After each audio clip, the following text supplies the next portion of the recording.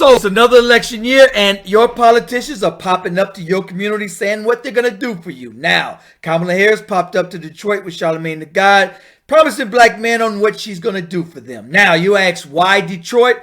Oh, I'll tell you why Detroit. Because the Muslim vote in Detroit, they're like, hey, you're committing a genocide in Gaza.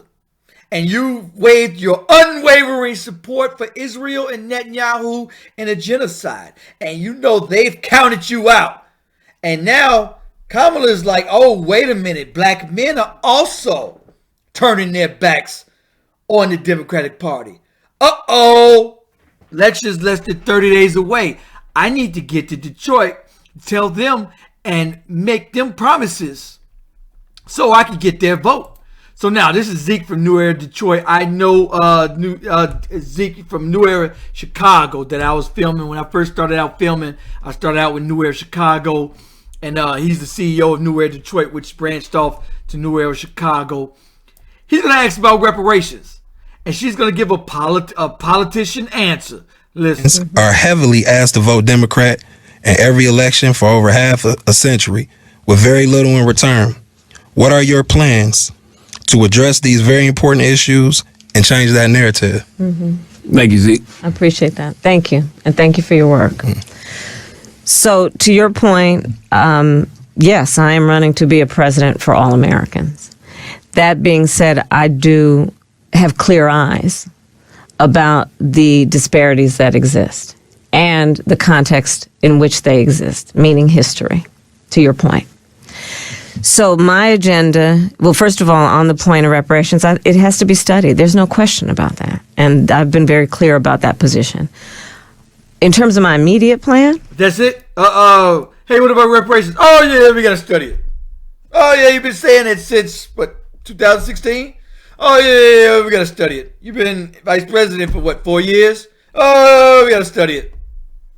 And we take that. That's how much of a joke they take us. You think AIPAC is going to take that? When they asked for them 2,000 bombs to slaughter innocent children in West Bank, Gaza, Lebanon, you think they're going to wait for there? No, they want it right now. But let us ask for something. And oh yeah, by the way, speaking of reparations, oh, you got the money. Because when Ukraine wanted, you got the money. When Israel wanted, oh, you got the money. And the money is being sent right away.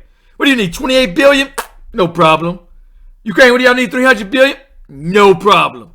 You got it. Instantly. Y'all want reparations? It's gotta be studied. I will tell you a few of the following. One, as it relates to the economy, which is a lot of what you have addressed. Look, I grew up in the middle class. My mother, worked hard, raised me and my sister, and by the time I was in high school, she was able to afford our first home. I know what it means for an individual and a family to have home ownership. I also know. Okay, so now, if you care about home ownership, what caused the price of home ownership to go up? You let in an extra 25 million illegals, which skyrocketed the demand for homes, which pushed the home price 3 times as much. Then the interest rates went up 3 times as much. And then somebody got to pay for those illegals. So now the property tax went up times 3, pushing the black man's money because jobs prices, the wages didn't go up. So now the average, if you want to talk facts and the black family, now their wages, now they have to pay an extra $2,000 for your mistake. How about we send that bill to you? Because I know y'all are millionaires, you and your husband, and y'all in Washington, they make these policies. How about we send that to you personally instead of you spending the taxpayer dollars on illegals? So if you cared so much about Detroit, you just put them in the hole. So let's listen. In the context of history, nobody got 40 acres and a mule. Nope, she didn't. We have a history of a number of things, including redlining. Detroit knows it well. a history of, for example, something that still exists that I've worked on to address, which is racial bias in home appraisals.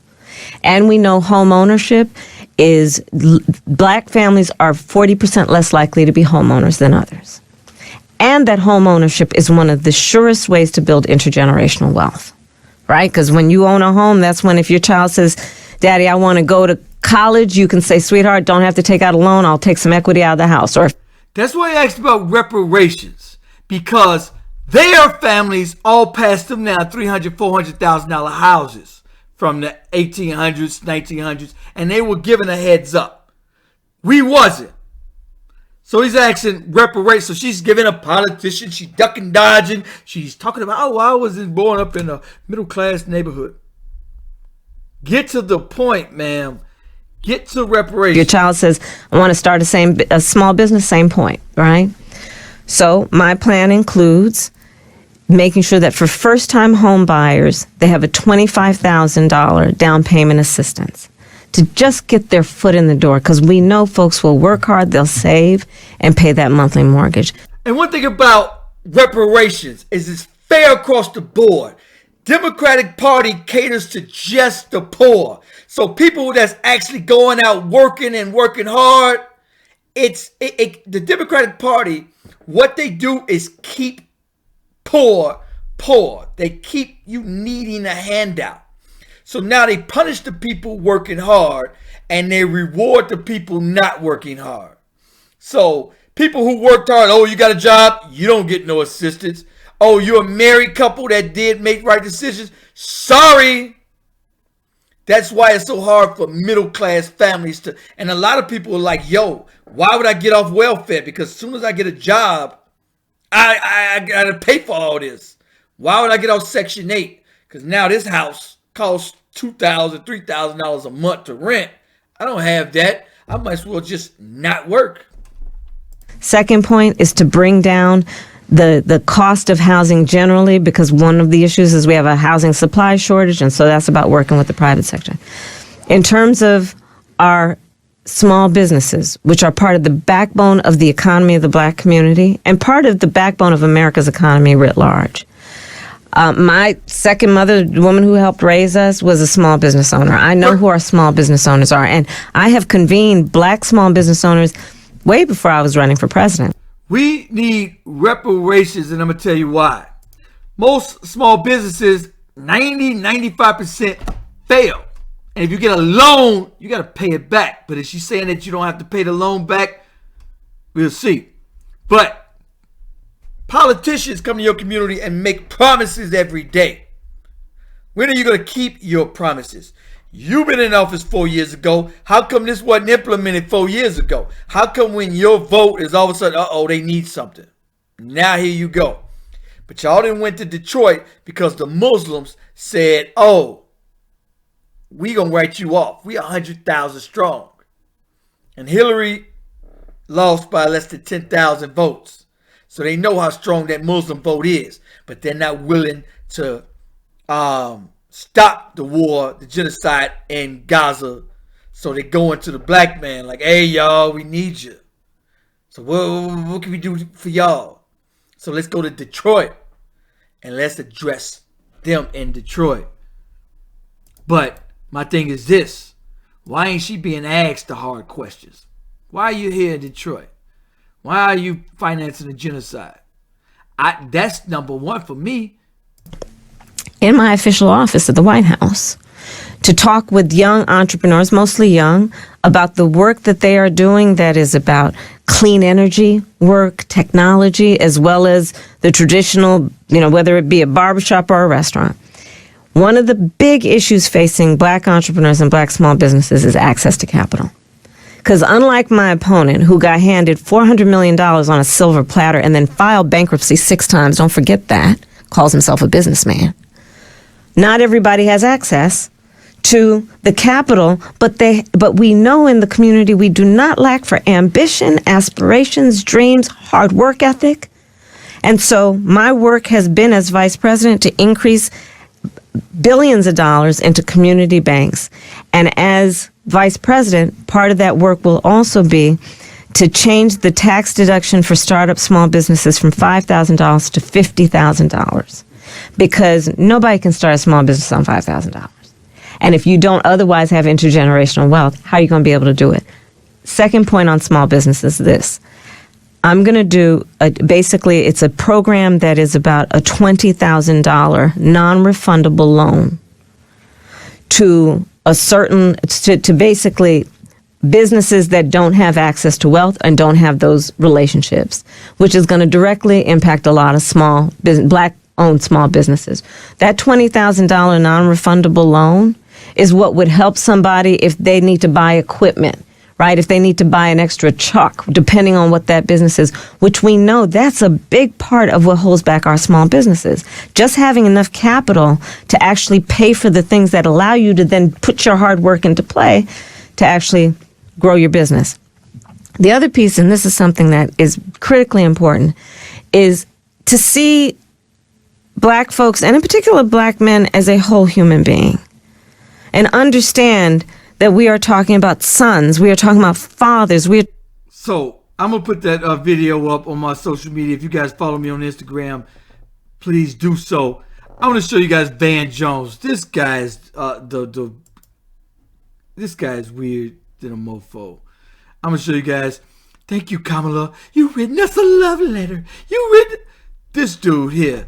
Let me show y'all his love letter. To you, that might have been a policy document.